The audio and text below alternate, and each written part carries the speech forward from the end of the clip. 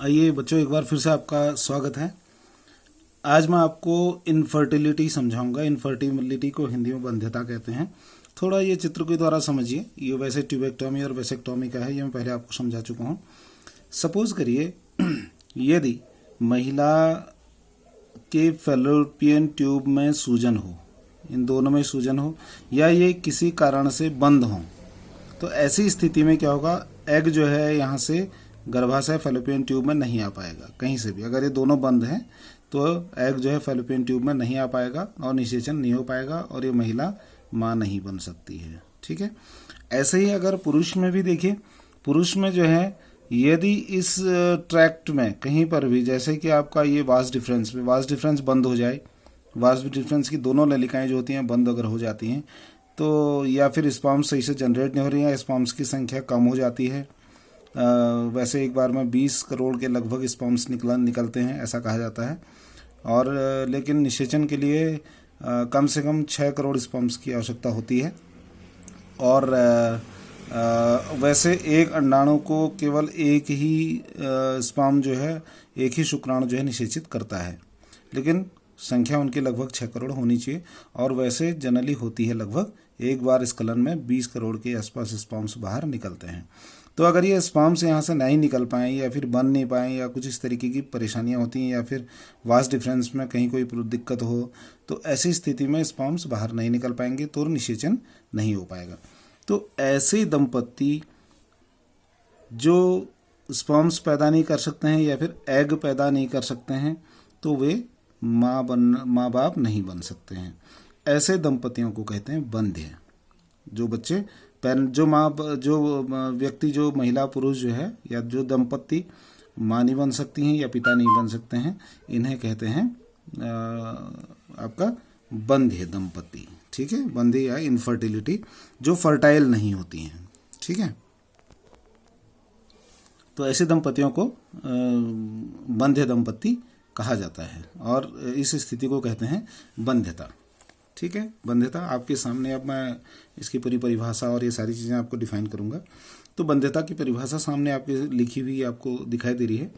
संतान पैदा करने में अक्षमता ही बंध्यता कहलाती है। यानी कि ऐसे दंपतियां जो संतान पैदा नहीं कर सकती हैं किसी कारणवश, वो कारण क्या हो सकते हैं? वो कारण शारीरिक हो सकता है, जन्मजात हो सकता है, रोगजन्य हो सकता है, किसी रोग के कारण ऐसा हो गया हो, या किसी औषधि, किसी दवाई के कारण ऐसा हो गया हो, या प्रतिरक्षात्मक या मनोवैज्ञानिक कारण हो सकते हैं, जिससे दंपति जो है वो संतान पैदा नहीं कर सकते हैं।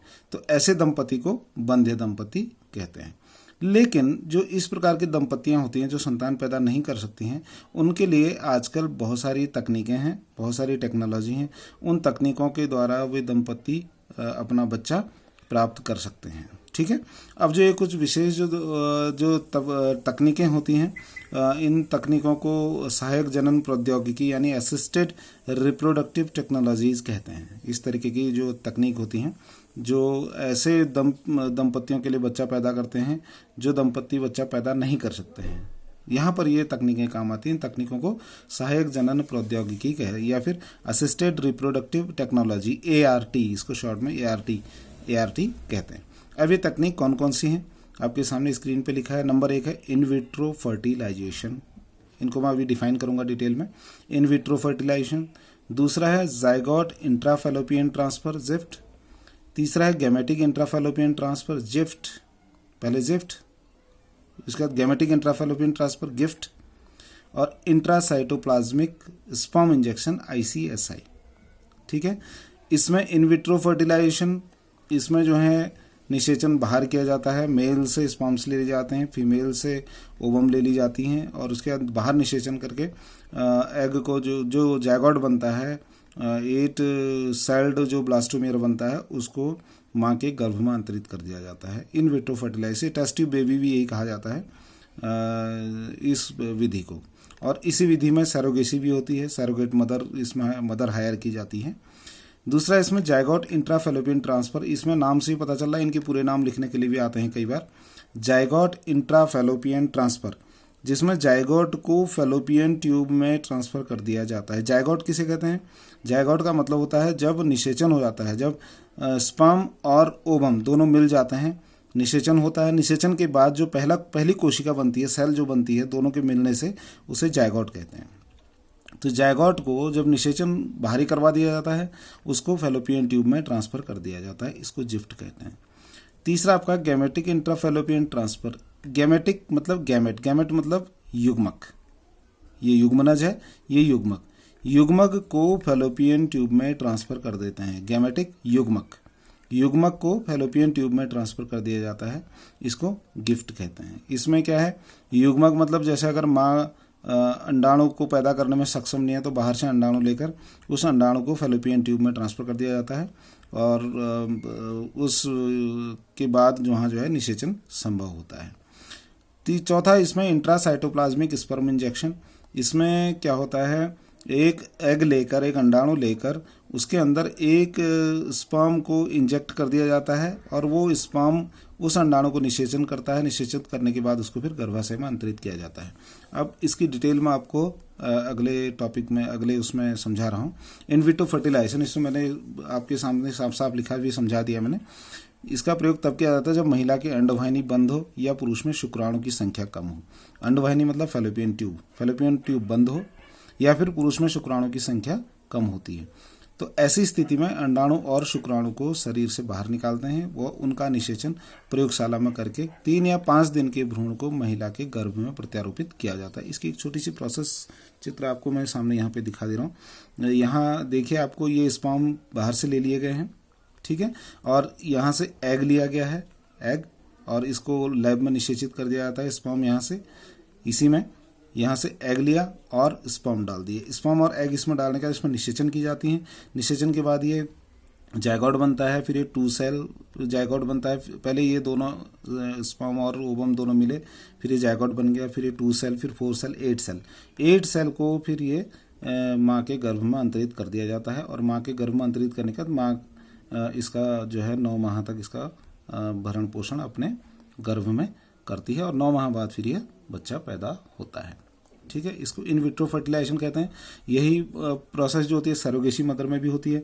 इसमें यह होता है कि अगर माँ अगर गर्भ को पोषण प्रदान करने में सक्षम है तो ठीक है, अगर नहीं होती है तो ऐसी कंडीशन में स्पर्म दूसरे दोनों दंपतियों के ले लिए जाते हैं, यानी कि हस्बैंड वाइफ के स्पर्म और ओवम ले लिए जाते हैं और सरोगेट मदर यानी एक तीसरी महिला को लिया जाता है और उसमें जो है गर्भ में, उस तीसरी महिला के गर्भ में ये 8 सेल्ड ब्लास्टोमियर को जो है इसको तीसरी महिला के गर्भ में आरोपित कर दिया जाता है।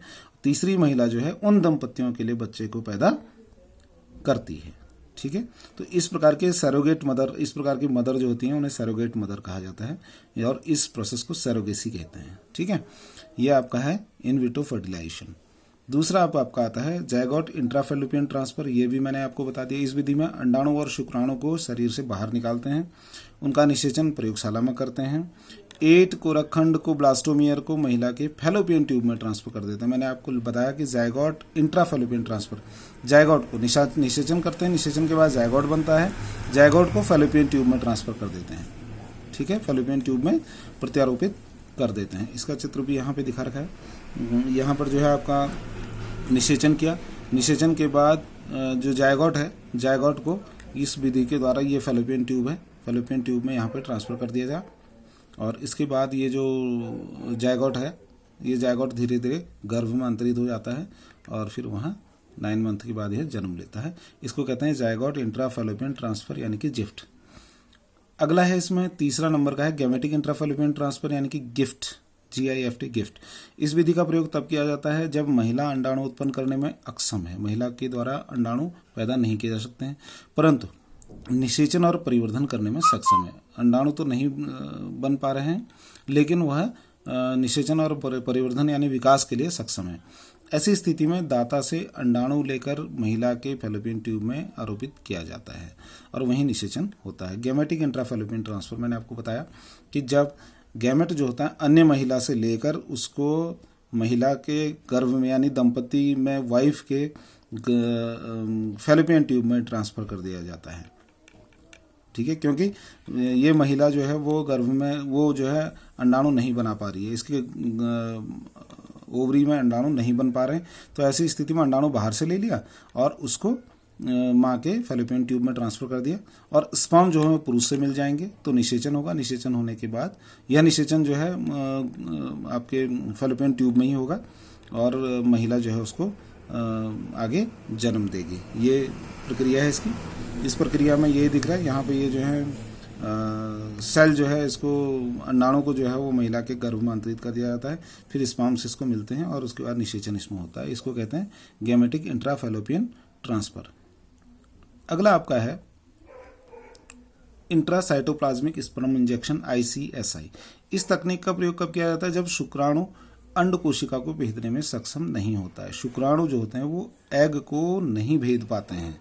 एग जनरली स्पर्म जो होते हैं, शुक्राणु जो होते हैं वो अंडाणु के अंदर घुस के अंडाणु को निषेचित करते हैं, लेकिन शुक्राणु में अगर इतनी शक्ति नहीं है कि वो कोशिका को भेद सके, तो ऐसी स्थिति में क्या करते हैं, एक शुक्राणु को अंडाणु के अंदर अंतःक्षेपित कर दिया जाता है। शुक्राणु को शुक्राणु को अंडाणु के अंदर डाल दिया जाता है, और वह अंदर डालने के बाद चूंकि भेद नहीं पा रहा है, ठीक है, तो इंजेक्ट कर दिया जाता है। स्पर्म्स को एग के अंदर इंजेक्ट कर दिया, अंतःक्षेपित कर दिया, और उसके बाद जो है अंदर शुक्राणु जो है उस अंडाणु को शुक्राणु जो है उस अंडाणु को अंदर निषेचित करेगा, और निषेचन करने के बाद जो है उसके आगे की प्रक्रिया फिर वही है।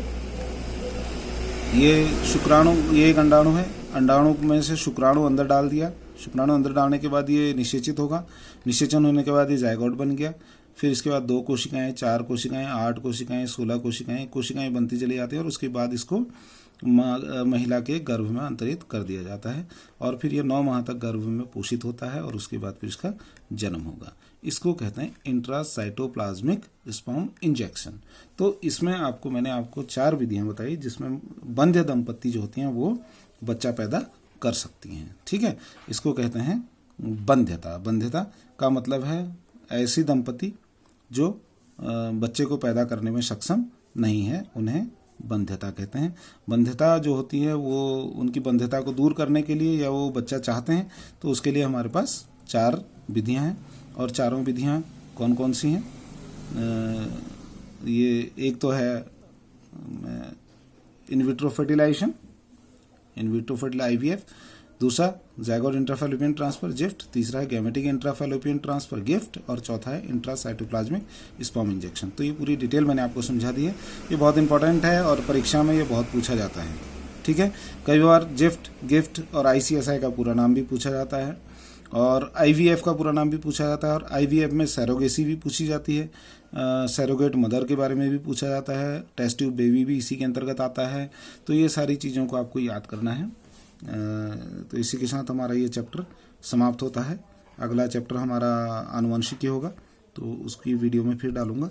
फिलहाल आप इसको बंध्यता को समझिए। Thank you.